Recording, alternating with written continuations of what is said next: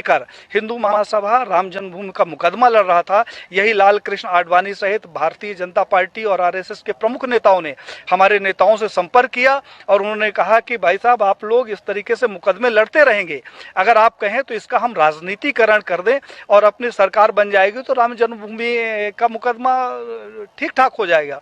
और साहब, हम लोग साइलेंट हो गए, अपनी छाती में इनको बैठाकर पूरे भारत में रथ यात्रा निकाली और उस रथ यात्रा से इकट्ठा हुए 1400 करोड़ रुपए ये लोग डकार गए, जिसका आज हिसाब नहीं है। तो 1400 करोड़ रुपया ये खा गए।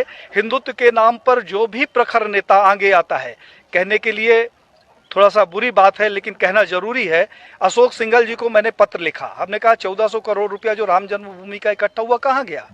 अशोक सिंघल जी से हमारा बड़ा आत्मिक लगाव था, उन्होंने उसका जवाब दिया और मुझे फोन किया कि पांडे साहब, मैं अयोध्या जा रहा हूँ, आप आ जाओ, आपसे कुछ बात करना है। मैं जब अयोध्या गया तो एक गले में वो पीला टॉवल रखते थे, उन्होंने जो शिला रखी हुई थी उसकी धूल झाड़नी शुरू कर दी। हमने कहा कि ये क्या कर रहे हो। बोला, पांडे जी, मेरा अंतिम सपना है कि किसी तरीके से मेरे जिंदा रहते ही ये मंदिर का निर्माण हो जाए। साहब, उन्होंने हमारी उनकी काफी गंभीर चर्चा हुई। उन्होंने कहा, पांडे जी, अभी नहीं तो कभी नहीं। तो हमने कहा, क्या करोगे, आप लड़ तो सकते नहीं। बोले कि अब मोदी है और लड़ूंगा भी और विरोध भी करूंगा।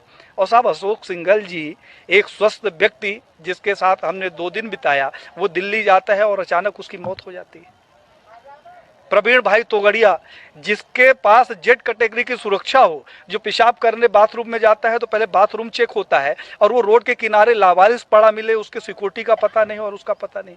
कमलेश तिवारी, जिसकी सिक्योरिटी के लिए 24 गार्ड नियुक्त थे, हमारे पास उसके पत्र हैं साहब, और उस आदमी की हत्या हो जाती है और हत्या का कारण सिर्फ ये होता है कि उसकी सुरक्षा में कमी कर दी जाती है।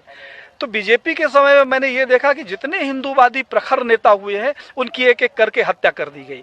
अभी 2 तारीख को हमारे पास लखनऊ से फोन आया, हिंडोला थाना कोई पड़ता है, उन्होंने कहा, हिंडोला थाना से बोल रहा हूँ,